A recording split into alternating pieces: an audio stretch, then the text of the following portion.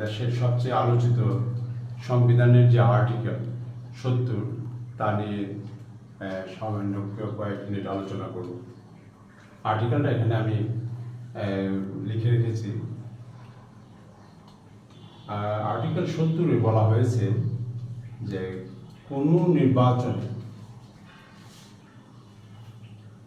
নির্বাচনে কোনো রাজনৈতিক দলের প্রার্থীরূপে মনোনীত হইয়া কোনো ব্যক্তি সংসদ সদস্য নির্বাচিত হইলে তিনি যদি উক্ত দল হইতে পদত্যাগ করেন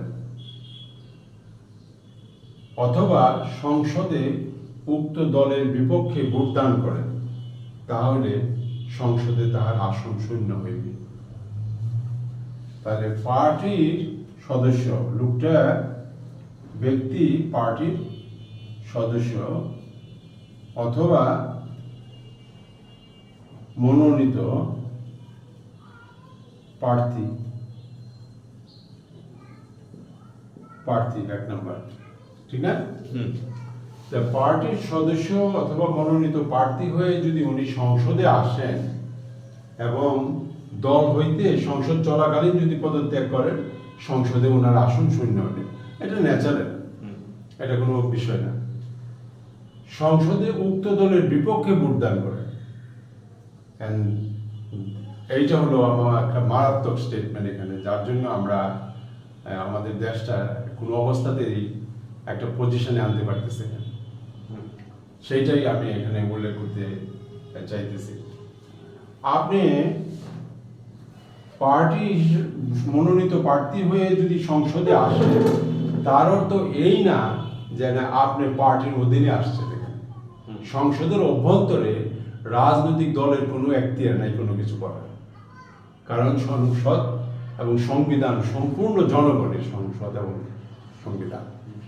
সেখানে পার্টি এই যে একটা আর্টিকেল অ্যাড করেছে, এটা যেভাবেই করে থাকুক না কেন, যিনি করে থাকুক না কেন, এটা সম্পূর্ণ অবৈধভাবে এখানে যুক্ত করেছেন, যার ফলে এই দেশে যে স্বৈরাচার, এই স্বৈরাচারের উৎপত্তি স্থল হলো এখানে। সেটাই আজকে আমাদের মূল বক্তব্য। তাহলে পার্টির সদস্য মনোনীত প্রার্থী উনি যখন সংসদে আসবেন, ওনার প্রথম দায়িত্ব হলো, 1 নম্বর দায়িত্ব হলো, উনি প্রতিনিধিত্ব করবেন,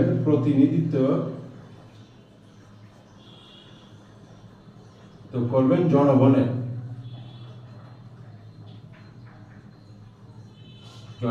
উনি জনগণের প্রতিনিধিত্ব করার জন্য জনগণের ভোটে উনি আসতেছেন সংসদে। কিন্তু পার্টির বিরুদ্ধে উনি যদি ভোট দিতে না পারেন, পার্টি অন্যায় করবে, সেই অন্যায় ওনাকে মেনে নিতে হবে। তাহলে ওনাকে প্রতিনিধিত্ব করে পাঠালাম আমরা, কিন্তু যখনই আপনি সংসদের অভ্যন্তরে এরকম একটা গেট দিয়ে আপনি ঢুকলেন, সাথে সাথে আপনি হয়ে গেলেন পার্টির অধীনে, পার্টির পাপেট। স্বৈরাচার সৃষ্টির রুট হলো এই যে কথাটা এখানে লেখা হয়েছে, সংসদে উক্ত দলের বিপক্ষে ভোটদান করেন, তাহলে সংসদে তার আসন শূন্য হবে। তার মানে কি, ওনাকে পদত্যাগ করতে হবে। কেন ওনাকে পদত্যাগ করতে হবে? উনি তো পার্টির তরফ থেকে যায় না, পার্টির মনোনীত হইতে পারে, যাই কিছু হইতে পারে, কিন্তু যখন উনি সংসদে গেছেন, তখন তো উনি জনগণের প্রতিনিধি হিসেবে ওখানে গেছেন। এই যে কনফ্লিক্ট আমরা তৈরি করেছি, সেই জন্য আমরা আজ পর্যন্ত সংসদের কি দায়িত্ব, আমাদের যে প্রতিনিধি তারা যারা বসেন গিয়ে সেখানে, তাদের কি দায়িত্ব, এইটা আমরা পরিষ্কার করতে পারতেছি না। যার জন্য এই যে পার্টি, যেই পার্টি ক্ষমতা দখল করবে, যেই পার্টি সরকার গঠন করবে, যদি পার্টি সরকার গঠন করেন, তাহলে এই পার্টি হয়ে যায় sole powerful authority in the country. তার মানে কি, যখন উনি সোল পাওয়ারফুল হয়ে যায়, তখনই উনি স্বৈরাচার হয়ে যায়, কারণ ওনাকে কন্ট্রোল করার জন্য আর কেউ নাই। সংসদে, সংবিধানে এই সংসদ সদস্যই পার্টিকে, এবং যিনি প্রাইম মিনিস্টার হবেন ওনাকে, সেখানে পার্টি শব্দটাই আনা উচিত না। আমার অভিমত হলো পার্টি শব্দটাই সংসদে আসতে পারবে। পার্টি শব্দটা আনার কারণেই আমাদের সংসদ দিয়ে আমরা আমাদের দেশ চালাইতে পারতেছি। এখন এখন আমি এটা ইরেজ করি একটু।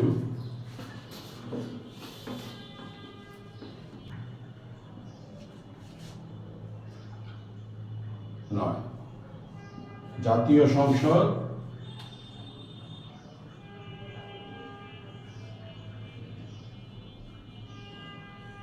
সংসদ জনগণের সংসদ না। এটা হয়ে গেল পার্টির একটি বিশেষ প্রতিষ্ঠান। আর আমরা জনগণ, মানে জনগণের যে ভোট অধিকার, বিনা কারণে ভোট দেওয়া,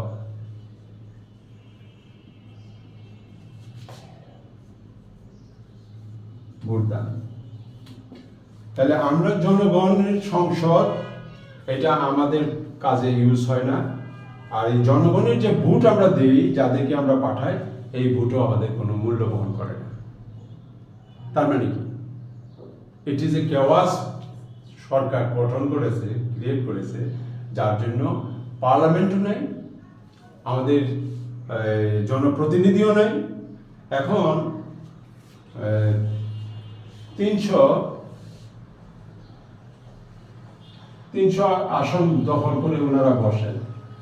ধরেন যে পার্টি সরকার গঠন করছে তাদের 175 জন সদস্য পার্টির সদস্য নিয়ে সরকার গঠন করেছেন।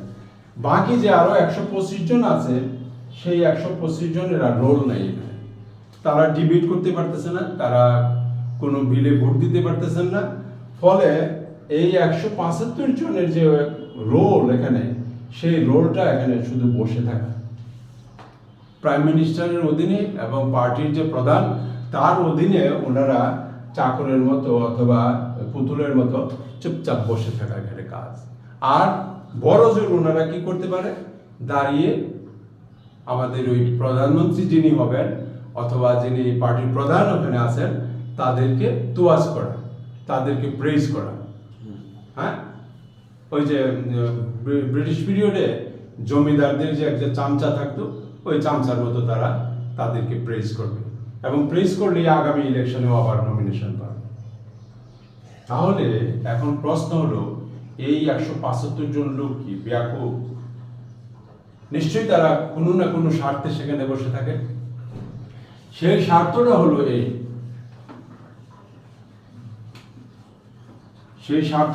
এই যে তারা এই সরকার ইউজ করে তারা ব্যাংক, বীমা, বিভিন্ন কোম্পানি তারা মালিক হতে পারে।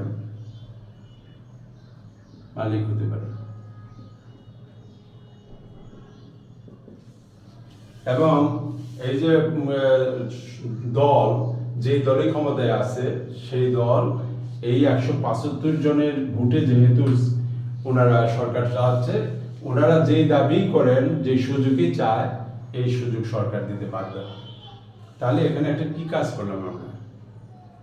এখানে দেশটা জনগণের কাছ থেকে দেশটা আমরা লুট করে নিয়ে গেলাম পার্টির দখলে। তাহলে এটা পার্টি একটা রাজত্বের মতো সৃষ্টি করলো। এই অবৈধ রাজত্বের অধীনে এই যে 175 জন সদস্য, তারা এইটার বিভিন্ন অ্যাডমিনিস্ট্রেশন এবং দেশের জয় সম্পত্তি সবকিছু দেখভাল করে। এর কারণে যে শাসন ব্যবস্থা প্রতিষ্ঠিত হয়েছে, এটা জনগণের দেশ না, এবং জনগণের জন্য এই শাসন ব্যবস্থা না, যার জন্য আমরা ক্রমশ পদপতনের দিকে যাচ্ছি। আমাদের অর্থনীতি যতই বড় হোক না কেন, জনগণ এটার অংশ না, কারণ জনগণের মালিকানা চলে গেছে কিছু লোকের হাতে। দ্যাট মিনস কি, যে এখানে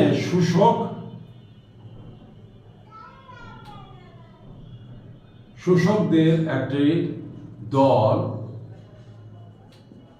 দলের সৃষ্টি হয়েছে,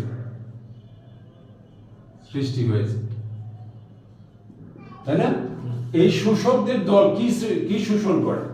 এই দেশ শোষণ করে, এই দেশের অর্থনীতি থেকে যত আয় হয় সেগুলো শোষণ করে।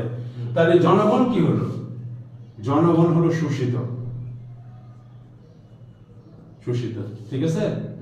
জনগণ যেহেতু শোষিত, তাহলে দেশটা দুই ভাগে ভাগ হয়ে গেল, একটা হলো শোষক আর একটা হলো শোষিত। তাহলে ব্রিটিশ আমলে তাই ছিল, ব্রিটিশ আমলে দেশটা তাই ছিল না। এখন দুই দল আসলো থেকে, এখন কথাটা হলো দুই দল আসলো থেকে। দুই দলের সৃষ্টি হলো কিভাবে?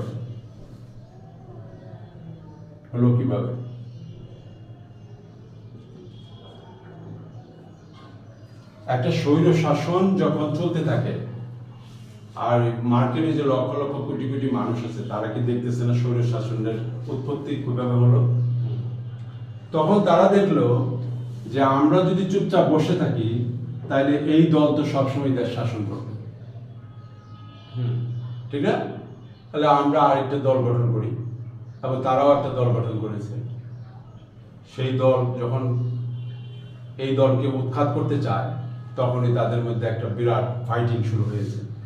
ফাইটিং এর ফলে এই দল আবার একবার ক্ষমতায় আসছে। তখন কি হলো? সে তো আর স্বৈরাচার বন্ধ করে নাই, এসে তো সে ওই আর্টিকেল 70 যদি রদ করত, যদি অন্যভাবে সরকার ফর্ম করতো, কোনো একটা ইনিশিয়েটিভ নিত, তাহলে এটা নতুন করে বাংলাদেশের গভর্নর হতো, বাংলাদেশের সংসদ। কিন্তু তারা এই সংসদ, এই ধারা 70 সব ঠিক রেখে তারা ক্ষমতা দখল করেছে। তো তারাও স্বৈরাচার হয়ে গেল। স্বৈরাচার হয়ে গেলে এখন কম্পিটিশনটা কোন জায়গায় হলো? প্রতিযোগিতা শুরু হলো এখানে। প্রতিযোগিতা দেশ গঠনে না, প্রতিযোগিতা হলো কে কত বেশি শোষণ করতে পারে। শোষণের যে প্রতিযোগিতা, এটা হলো শোষণের প্রতিযোগিতা।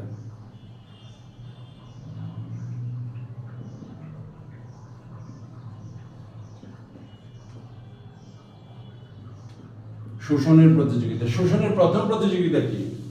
যেটা legally you can suck the people's wealth using some laws and regulations for the way you like.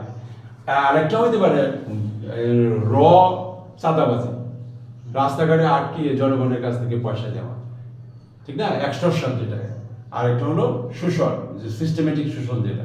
তাহলে তারা দুইটা পার্টি সৃষ্টি হলো বাংলাদেশে। এই দুইটা পার্টি গত 54 বছরের মধ্যে প্রায় 40 বছর দেশটা শাসন করেছে।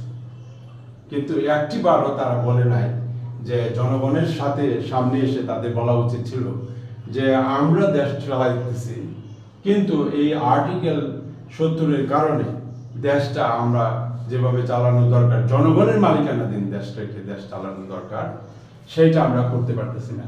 দেশটা তাহলে কার মালিকানাধীন? দেশটা জনগণের মালিকানাধীন যেহেতু না, তাহলে কার মালিকানাধীন? গত 54 বছর ধরে বাংলাদেশের মালিকানা ছিল দুইটি দলের।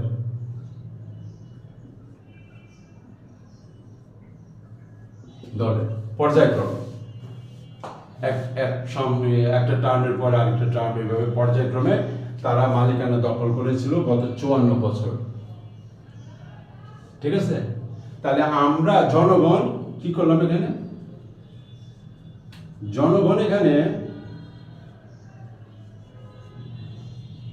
ভোট দান করি।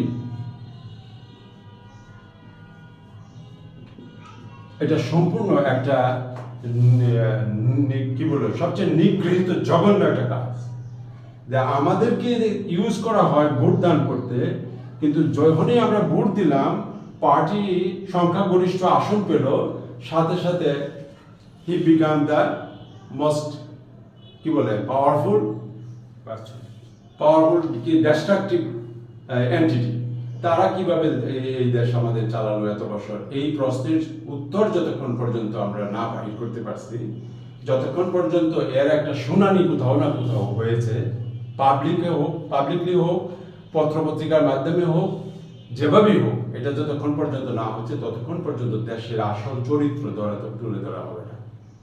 যখনই এই চরিত্র তুলে ধরা হবে যে গত 54 বছর ধরে 18 কোটি মানুষ নির্বাসিত এই নিজের দেশে তারা নির্বাসিত, তাদের মাটিতে তাদের কোনো পাওয়ার নেই, শুধু তাদেরকে ব্যবহার করা হচ্ছে পৃথিবীকে দেখানোর জন্য যে এইখানে যে ইলেকশনটা হয় এটা জনগণের ভোটে হয়। It means nothing. It's the most heinous criminal act I have ever seen in the world. I have seen many other countries are like that too, but it is not that far off the mark.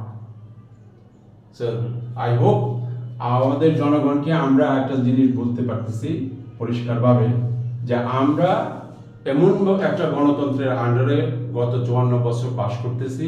তারা আমাদেরকে নির্বাসনে রেখে তারা দুইটি দল আমাদের দেশটা এমনভাবে ভোগ করতেছে যে সেখানে অর্থনীতিতে আমাদের কোনো অংশ পার্টিসিপেশন নাই। অর্থনীতিটা তারা কন্ট্রোল করে, তারা আমাদেরকে শোষণ করে, যার জন্য আমাদের দেশের জিডিপি বাড়লেও আমাদের পার ক্যাপিটা ইনকাম কিন্তু জনগণের বাড়তেছে না। যার জন্য আপনি দেখেন আমরা ঢাকা শহরে যেই নোংরার বাসে রিক্সা চলি, তার অর্থ হলো যে জনগণ কিছুই পাচ্ছে না। কারণ জনগণ সেই যা গাজীপুর থেকে মতিঝিল পর্যন্ত আসবে তাদের জন্য ট্রান্সপোর্টেশনের বন্দোবস্ত নাই, কিন্তু 250, 2 কোটি, 3 কোটি, 4 কোটি টাকা তাদের গাড়ি বাস ঢাকা শহরে বিক্রি হচ্ছে, আরো বেশি।